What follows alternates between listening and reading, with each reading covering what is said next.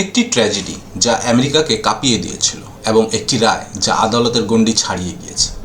Illinois অঙ্গরাজ্যে ৭৩ বছর বয়সী এক ব্যক্তি ৫৩ বছরের কারাদণ্ড পেয়েছেন একজন ৬ বছরের ফিলিস্তিনি মার্কিন শিশুকে নৃশংসভাবে খুন করার অভিযোগে।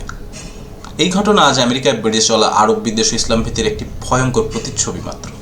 ২০২৩ সালের ১৪ই অক্টোবর গাজায় যুদ্ধ শুরু হওয়ার মাত্র এক সপ্তাহের মাথায় ঘটে এই ভয়ঙ্কর হামলা। জোসেফ চুবা, যিনি ওয়াদি এবং তার মায়ের বাড়িওয়ালা ছিলেন, ঘরে ঢুকে পড়েন উন্মাদ হয়ে এবং হাতে থাকা ছুরি নিয়ে শুরু করেন ছুরিকাঘাত এবং হামলা। মাত্র ৬ বছর বয়সী ওয়াদিকে ২৬ বার ছুরিকাঘাত করা হয়। সে আর বাঁচতে পারেনি। তার মা হানান শাহিনকেও আহত করা হয়। তিনি ১২ বার ছুরিকাঘাত পান। শেষ পর্যন্ত তিনি বাথরুমে পালিয়ে গিয়ে 911-এ ফোন করেন এবং বলেন আতঙ্কিত কণ্ঠে, আমার বাড়িওয়ালা আমাকে আর আমার ছেলেকে মেরে ফেলছে। ঘটনার পরপরই চুবাকে রক্তমাখা অবস্থায় বাড়ির বাইরে পাওয়া যায়।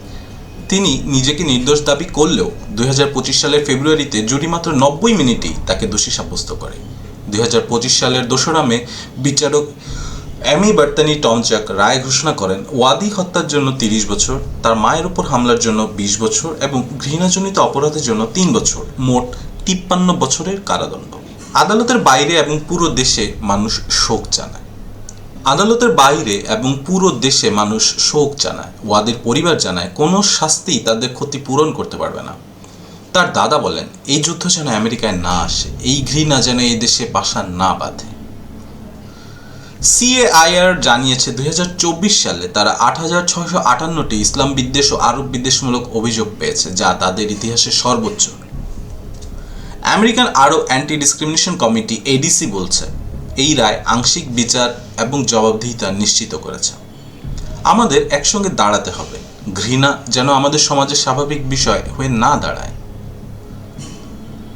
ওয়াদির জীবন ছিল ছোট, কিন্তু তার স্মৃতি যেন আমাদের মনে করিয়ে দেয় ঘৃণার কোনো স্থান নেই, না আমাদের পরিবারে, না সমাজে, না এই দেশে। ওয়াদি আল ফাইয়ুমিকে শ্রদ্ধা ও ভালোবাসা। এমন সত্য ঘটনাগুলোর জন্য সাবস্ক্রাইব করুন। ঘৃণার বিরুদ্ধে রুখে দাঁড়ান, সচেতনতা ছড়িয়ে দিন, আপনার মতামত জানান কমেন্টে।